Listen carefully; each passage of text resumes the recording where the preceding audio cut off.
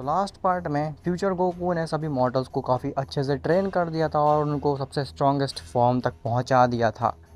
जिसके बाद उनका अगला एम था सीधे उन मेगावर्स वाले बीइंग के ऊपर अटैक करने का। तभी वहाँ पे ज़ालामा आता है और वो कहता है कि मैं तुम्हारी मदद करूँगा इन सब में, और तुम लोगों को उन मेगावर्स वाले बीइंग के पास ले करके जाऊँगा जहाँ पे तुम उनसे फाइट कर सको और उन्हें हरा सको। अब उसके आगे, लेकिन उससे पहले तुम वीडियो को लाइक करो, और अगर तुम्हें ऐसी ही मांगास और मूवीज़ देखना पसंद है तो चैनल को भी सब्सक्राइब कर देना ताकि आगे आने वाली वीडियोस तुम्हें सबसे पहले मिल सकें। खैर, ज़ालामा कहता है चलो, अब ज़्यादा समय हमारे मल्टीवर्स के पास नहीं बचा है, मैं तुम्हें सीधे ले जाता हूँ इस मल्टीवर्स से बाहर उन मेगावर्स वाले बीइंग के सामने, ताकि तुम उनसे फाइट कर सको।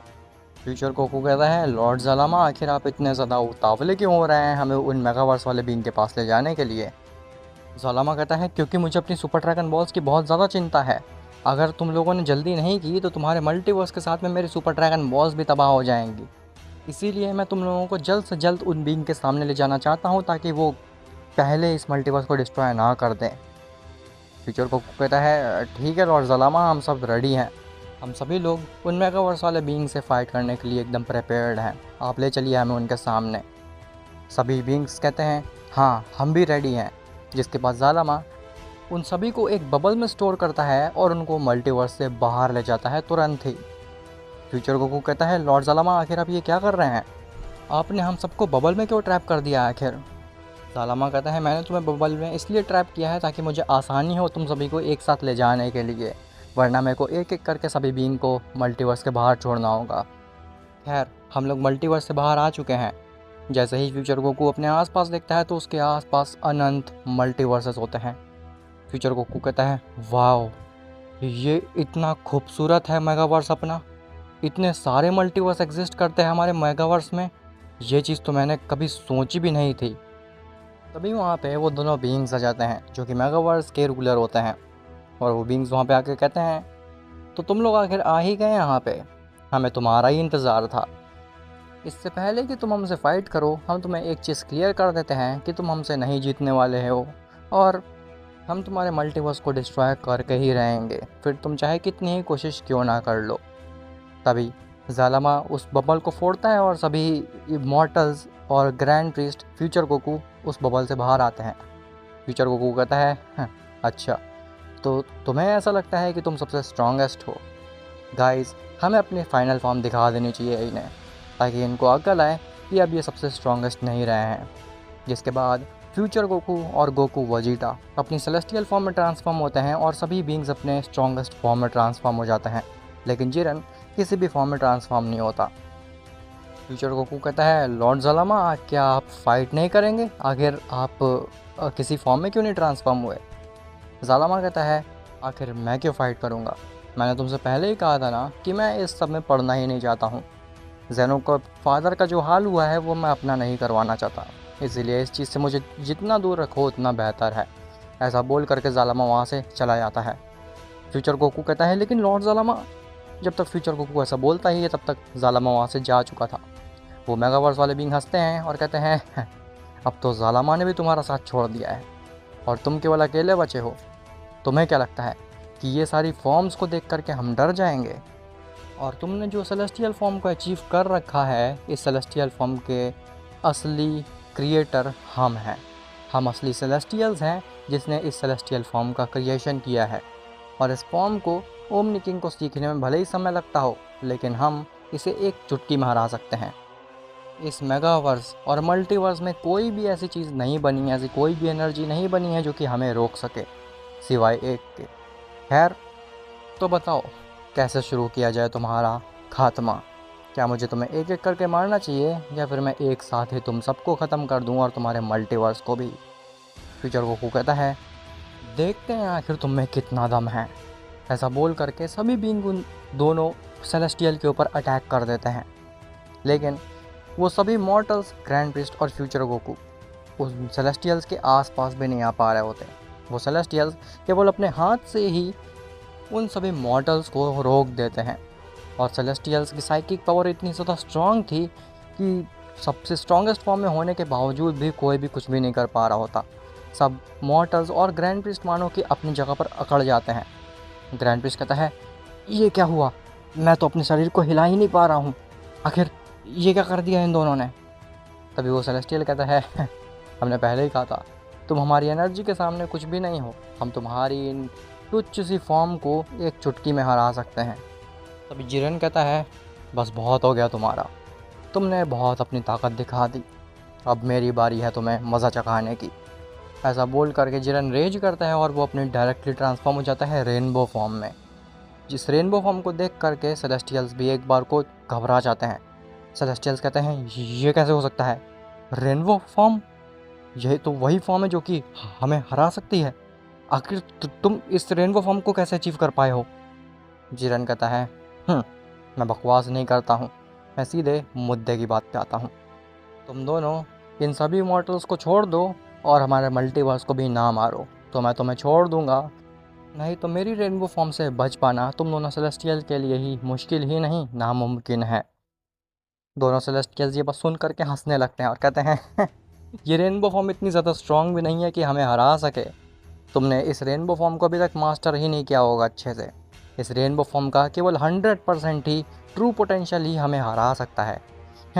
केवल रेनबो फॉर्म को हासिल कर लेना ही नहीं हमें हरा पाएगा, उसके लिए तुम्हें इस रेनबो फॉर्म का 100% पोटेंशियल भी आना चाहिए। तभी जिरेन और ज़्यादा रेज करने लगता है और अपनी एनर्जी को बढ़ाने लगता है। सेलेस्टियल्स कहते हैं, ये क्या? तुम अपनी रेनबो एनर्जी को बढ़ा भी सकते हो?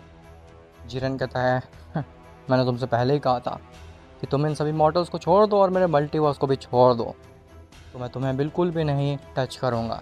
लेकिन अगर तुम मेरी बात नहीं मानते हो तो मुझे अपनी रेनबो फॉर्म का असली इस्तेमाल करना ही पड़ेगा। ऐसा बोल करके जिरेन पूरी स्पीड से जाता है और सेलेस्टियल्स के ऊपर एक पंच मार देता है। सेलेस्टियल्स थोड़ी दूर जा कर के गिरते हैं और कहते हैं, बेवकूफ़, क्या तुम्हें आइडिया भी है कि तुम कितनी बड़ी गलती कर रहे हो? हमारे कंधों पे इस पूरे मेगावर्स का भार है, हमारे कंधों पे इनफाइनाइट मल्टीवर्सेस का भार है, और तुम हमें मारना चाहते हो। अगर हम मर गए तो तुम्हारे मल्टीवर्स के साथ में ये अनंत मल्टीवर्स भी मर जाएंगे। जिरेन कहता है, मुझे उससे फ़र्क नहीं पड़ता है, तुम बस मेरे मल्टीवर्स को छोड़ दो तो मैं तुम्हें नहीं मारूंगा। वो दोनों सेलेस्टियल कहते हैं, ऐसा नहीं हो सकता, उस मल्टीवर्स का समय ख़त्म हो चुका है और अब उसको ख़त्म होना ही पड़ेगा। हम इसमें कुछ भी नहीं कर सकते हैं। अगर हमने उस मल्टीवर्स को डिस्ट्रॉय नहीं किया तो हमारे बॉस हमें मार डालेंगे। हम ऐसा नहीं कर सकते हैं, तुम्हारे मल्टीवर्स को डिस्ट्रॉय होना ही पड़ेगा। तभी जिरेन दोबारा से उन सेलेस्टियल के ऊपर एक अटैक मार देता है। जिरेन कहता है, मैं एक और बार तुम्हारी बकवास नहीं सुनूंगा। अगर तुमने मेरे मल्टीवर्स को टच भी किया तो मुझसे बुरा कोई नहीं होगा। तभी जिरेन के ऊपर पीछे से कोई अटैक कर देता है और जिरेन अपनी रेनबो फॉर्म को लूज़ करके वहीं पे गिर जाता है। सभी लोग ये चीज़ देख करके हैरान हो जाते हैं क्योंकि जिरेन ही उनकी एक आखिरी उम्मीद था। अब जिरेन भी बेहोश हो गया है। जैसे ही सभी लोग देखते हैं कि आखिर जिरेन के ऊपर किसने हमला किया, तो वो एक तीसरा सेलेस्टियल बीइंग था। फ्यूचर को कहता है, ये कैसे हो सकता है? ये 3 सेलेस्टियल बीइंग्स, आखिर 3 सेलेस्टियल बीइंग कैसे एग्जिस्ट कर सकते हैं मेगावर्स में? मेगावर्स में तो केवल 2 ही सेलेस्टियल बीइंग्स होते हैं। तो वो तीसरा सेलेस्टियल कहता है, दो सेलेस्टियल बीइंग, 2 सेलेस्टियल बीइंग होते होंगे तुम्हारी टाइमलाइन में। इस टाइमलाइन में 3 सेलेस्टियल बीइंग होते हैं और कई टाइमलाइन में तो 10-10 सेलेस्टियल बीइंग भी होते हैं। खैर, अब तो तुम्हारा सबसे स्ट्रॉन्गेस्ट मॉडल मर चुका है, अब तुम्हारे मल्टीवर्स को मरने से कौन ही बचा सकता है। तभी वो दोनों सेलेस्टियल बीइंग भी खड़े हो जाते हैं और वो उन सभी मॉडल्स को टॉर्चर करने लगते हैं।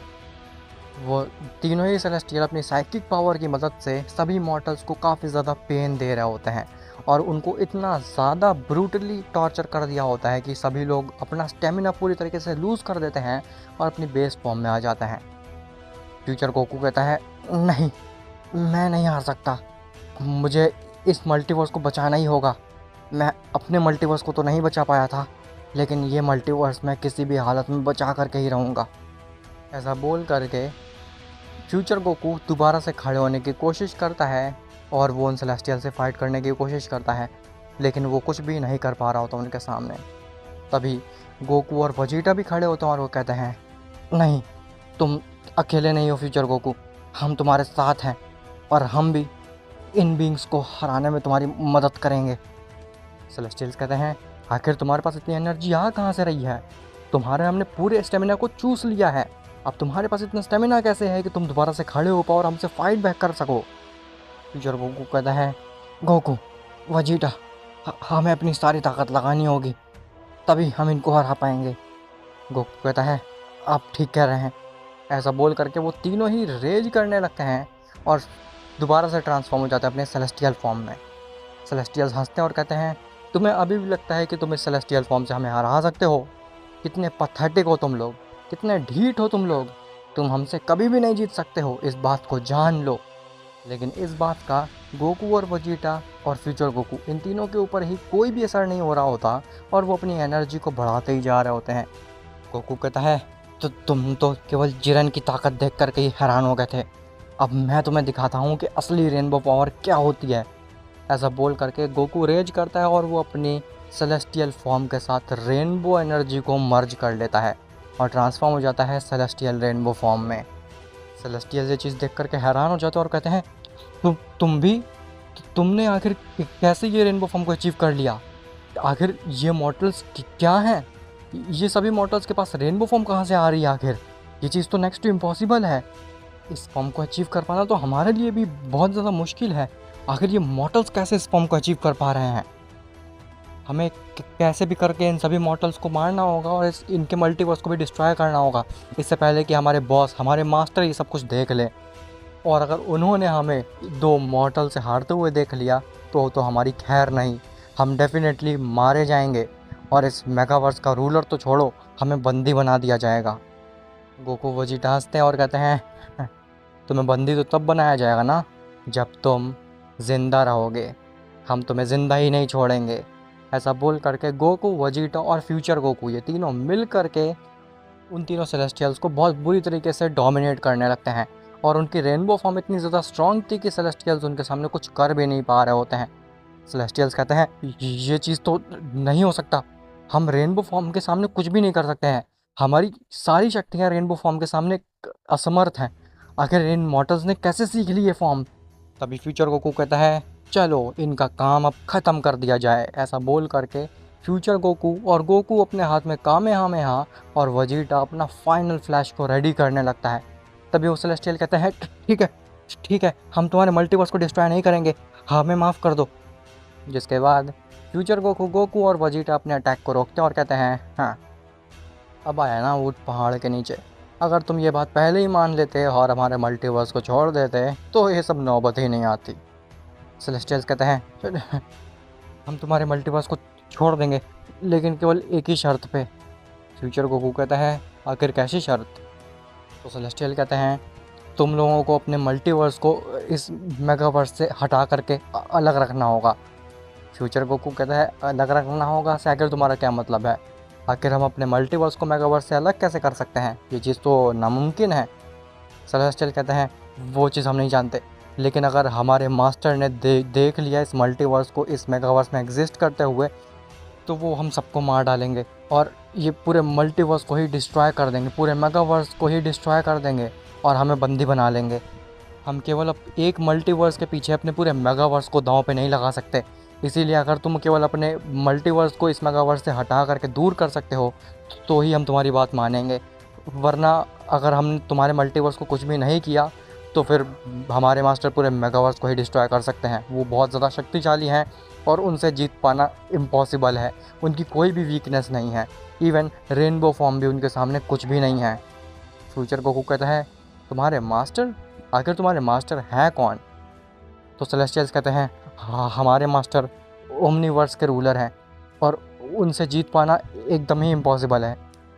उन्होंने पूरी एग्जिस्टेंस का क्रिएशन किया है, उन्होंने हमें बनाया है, उन्होंने ये पूरा मल्टीवर्सेस बनाए हैं और हम बिल्कुल भी उनके ख़िलाफ़ नहीं जा सकते। लास्ट टाइम जब एक सेलेस्टियल ने किसी मल्टीवर्स को बचाने की कोशिश की थी तो मास्टर ने उस सेलेस्टियल को मार डाला था, और अगर हम भी तुम्हारे मल्टीवर्स को नहीं डिस्ट्रॉय करेंगे तो फिर हमें मार डालेंगे वो, और तुम सबको भी मार डालेंगे। गोकू कहता है, लेकिन आखिर हम अपने मल्टीवर्स को अलग कैसे कर सकते हैं इस मेगावर्स से? क्या कोई तरीका है ऐसा करने का? तो सेलेस्टियल कहते हैं, ऐसा करने का केवल एक ही तरीका है, अगर तुम अपने पूरे मल्टीवर्स को किसी दूसरे टाइमलाइन में ले जाओ तो। फ्यूचर गोकू कहता है कि क्या हम पूरे मल्टीवर्स को दूसरे टाइमलाइन में ले जाएं? ये चीज़ कैसे पॉसिबल हो सकती है? अगर तुम किसी एक बीइंग की बात करो तो हम केवल एक बीइंग को दूसरी टाइमलाइन में ले जा सकते हैं, लेकिन पूरे मल्टीवर्स को उठा करके दूसरी टाइमलाइन में ले जाना, ये नेक्स्ट टू इम्पॉसिबल चीज़ है। ये चीज़ कोई भी ऑब्जेक्ट या फिर कोई भी बीइंग नहीं कर सकता है। ये चीज़ तो बहुत ही ज़्यादा मुश्किल है। सेलेस्टियल कहते हैं हाँ, ये चीज़ नेक्स्ट टू इम्पॉसिबल है, लेकिन अगर तुम्हें अपने मल्टीवर्स को बचाना है और इस मेगावर्स को सेफ रखना है तो फिर यही एक रास्ता है। इसके अलावा और कोई भी रास्ता नहीं है तुम्हारे पास। अगर तुम्हें अपने मल्टीवर्स को सुरक्षित रखना है तो या फिर तुम्हें हमारे ओमनीवर्स वाले मास्टर से फाइट करनी होगी, या फिर तुम्हें अपने पूरे मल्टीवर्स को किसी दूसरे टाइमलाइन में ले जाना होगा। फ्यूचर गोकू कहता है, गोकू, वेजिटा, मुझे भी लगता है कि ये सेलेस्टियल भी मजबूर हैं हमारे मल्टीवर्स को इरेज करने के लिए। हम लोगों को कुछ और ही फिगर आउट करना पड़ेगा। हम लोग अपने मल्टीवर्स में वापस जाते हैं और फिगर आउट करते हैं कि कैसे हम अपने मल्टीवर्स को दूसरी टाइमलाइन में ले जा सकते हैं। वो सेलेस्टियल कहते हैं, तो तुम लोगों के पास ज़्यादा समय नहीं है, हमें तुम्हारे मल्टीवर्स को जल्द से जल्द ही डिस्ट्रॉय करना होगा। अप्रॉक्सीमेटली तुम्हारे मल्टीवर्स के साथ पास में केवल 1 साल ही बचा हुआ है। हम उससे ज़्यादा देर तक तुम्हारे मल्टीवर्स को नहीं रख सकते अपने मेगावर्स में। फ्यूचर गोकू कहता है, कोई नहीं, तुम बस हम सबको हमारे मल्टीवर्स में वापस छोड़ दो, उसके बाद हम 1 साल के अंदर कुछ ना कुछ फिगर आउट करके अपने मल्टीवर्स को बचा लेंगे। लेकिन हाँ, 1 साल से पहले तुम हमारे मल्टीवर्स में दिखना भी नहीं, वरना हम अपनी रेनबो फॉर्म में ट्रांसफॉर्म होकर के तुम्हारे मास्टर से पहले तुम्हें ख़त्म कर देंगे। सेलेस्टियल्स कहते हैं, ठीक है, हम ऐसा बिल्कुल नहीं करेंगे। ऐसा बोल करके सेलेस्टियल्स उन सभी मॉर्टल्स और ग्रैंड प्रीस्ट को वापस से उनके मल्टीवर्स में छोड़ देते हैं। जैसे ही ज़ेनो उन सभी लोगों को सेफ देखता है तो वो काफ़ी ज़्यादा खुश हो जाता है। ज़ेनो कहता है, क्या तुम लोगों ने उन बींग्स को हरा दिया? क्या अब हमारा मल्टीवर्स सेफ़ है? तो फ्यूचर गोकू सब कुछ एक्सप्लेन करता है कि नहीं, अभी हमारा मल्टीवर्स सेफ़ नहीं है, बल्कि अभी हमें मल्टीवर्स को अपने किसी और टाइमलाइन में ले जाना पड़ेगा, तभी हमारा मल्टीवर्स पूरी तरीके से सिक्योर हो पाएगा। इसके अलावा और कोई भी चारा नहीं है।